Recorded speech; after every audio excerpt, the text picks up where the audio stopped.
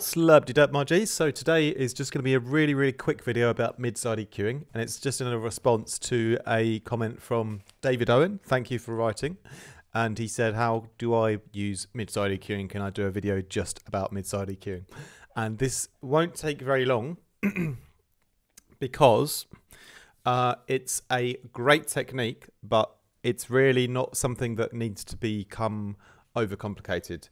And if you check out the recent video I did about the stem mastering tip, most of the information in that video it kind of gives you enough already on how I use mid-side EQing, to be quite honest, because it can, like I said, you can really overcomplicate the whole concept, you know. And I've sort of picked three particular ways to demonstrate when I would use mid-side EQing, how and when and why. But really the first way that I use it, which I'll show you, which I did already on the stem mastering video, is really 90% of the time the only time I ever do it, okay? And the reason why mid-side EQing is great, it's wonderful, the number one reason, and if you just remember this, you've pretty much got the concept already. In real life, a speaker cannot create a stereo image very clearly below sort of around 80 hertz. That's the number I kind of pick. Some people could say 100 or 60. I tend to stick around 80. So below 80 hertz, you'll want most of your sounds, well, all of your sounds, to be in mono. But that doesn't mean that you want everything in mono. All you need to do is keep the low part of your sound in mono. And why I like to use a mid-side EQ for this is because you can set a nice gentle slope, and you can just find that sweet spot where you get where you're making enough of you're taking out enough of the stereo information in the low end to make sure it's just the mid. And then once you've got that balance right, then you're golden. And that balance can be on the whole track, on the master, or it can be on the individual groups or individual sounds. And the balance where you're going to set that point is always going to be different. But the whole idea is that you want to at least get that point in somewhere. And you can use any mid-side EQ is normally built into every DAW, Logic, Ableton, wherever. In Logic, the channel EQ, just as the Ableton one has a mid-side mode, and just select side only, and you're just going to only EQ the sides, and you're just going to take out the sides. So for example, on this track, which is like a previous release of mine called Paran, if I found that in the drop it had too much stereo in the sides, which you can see there's sort of a little bit in there, you know.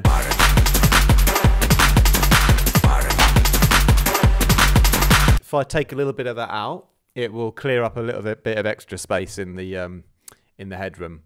And you can see I've done probably not the best job on mastering my own track there, because I've left a little bit in. But it probably, in this case, I probably have already done it, but I probably should have just gone over it one more time. But yeah, the concept is, and the number one reason why I use mid-side EQing, like I mentioned, 90% of the time it's just to do this. So it's just to take out any side information in sort of 80 hertz or below.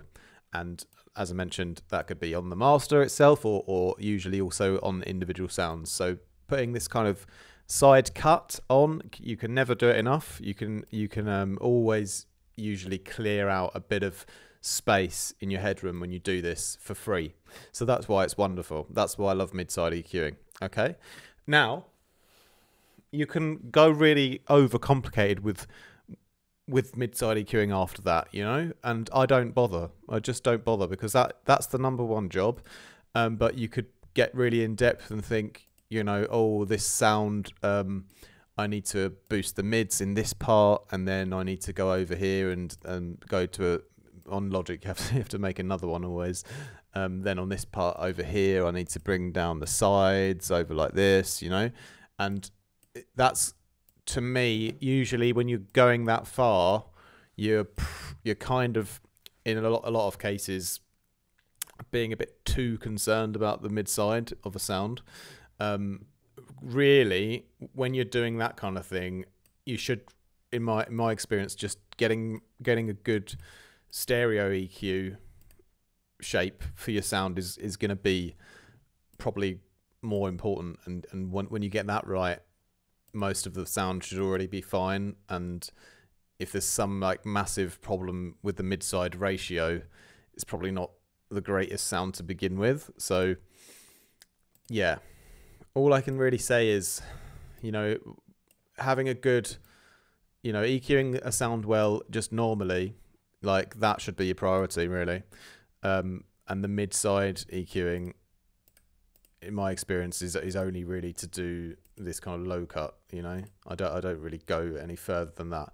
One time that I do sometimes do a bit of extra mid-side EQing is on sounds that have too much stereo in them already, and you can't really go back and, you know, lessen it. So for example, if you've got a vocal that's got loads of reverb on, and this always happens like in sample packs, you find like vocals that have like loads and loads and loads of reverb on, like that one for example, and you can't like go and take the reverb out. So then sometimes what I'll do is I'll do a side cut somewhere in the mid-range, and that will kind of clear out the sound a bit, because if it's been reverbed too much, it's probably going to be a little bit over stereoed. And a side kind of cut like in the sort of mid-range, not like a low cut, you know, that because that was the first concept, but in this concept, when you want to like get a bit of clarity back into a vocal, for example, that has been reverbed too much, then a kind of side cut somewhere in that area where it's too stereo will often give you a little bit more, you know, priority. You'll hear the mono part a bit better then, and the sound might become a bit clearer in that case, you know. So sometimes I'll do that.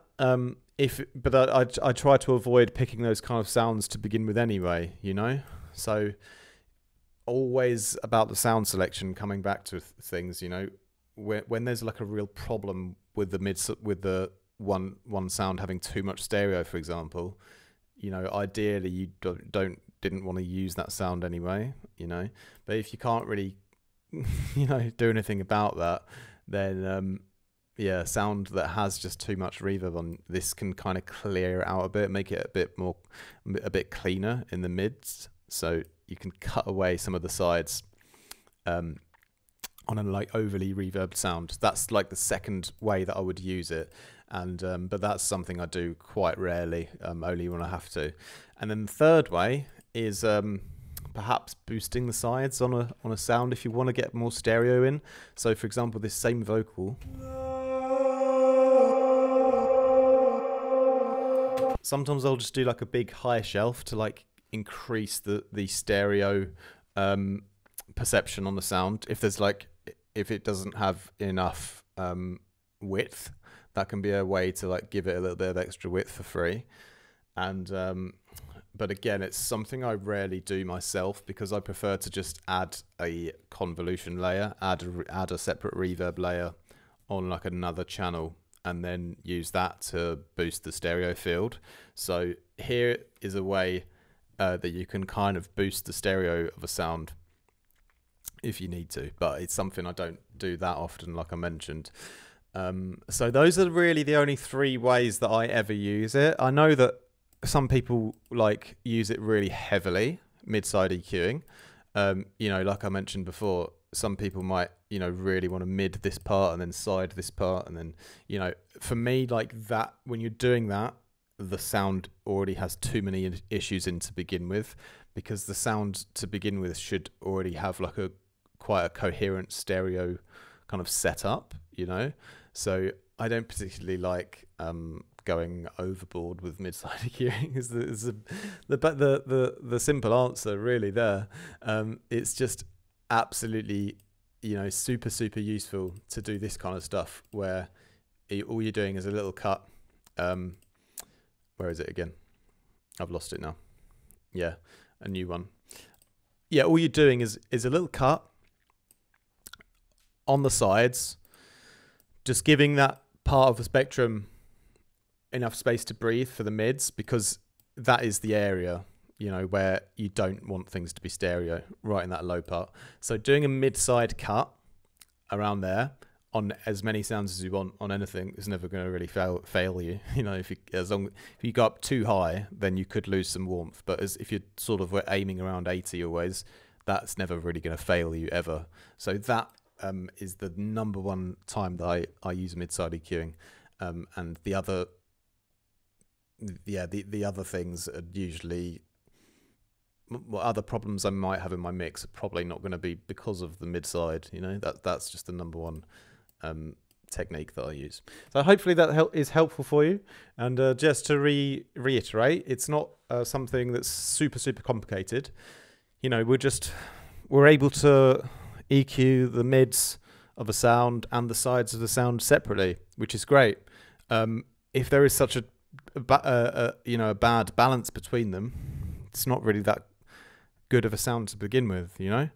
But doing that kind of side cut in the low end is always a helpful thing to do, because it's a free way that you can always get more headroom and more volume in your track. So that is the best reason to use it, and pretty much the only reason or the only time I ever really use it on my own projects.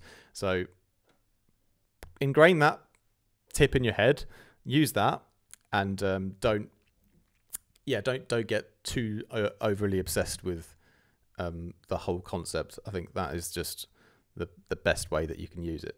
So hopefully that helps. Much love, my G's. Have a great rest of your day. Talk soon.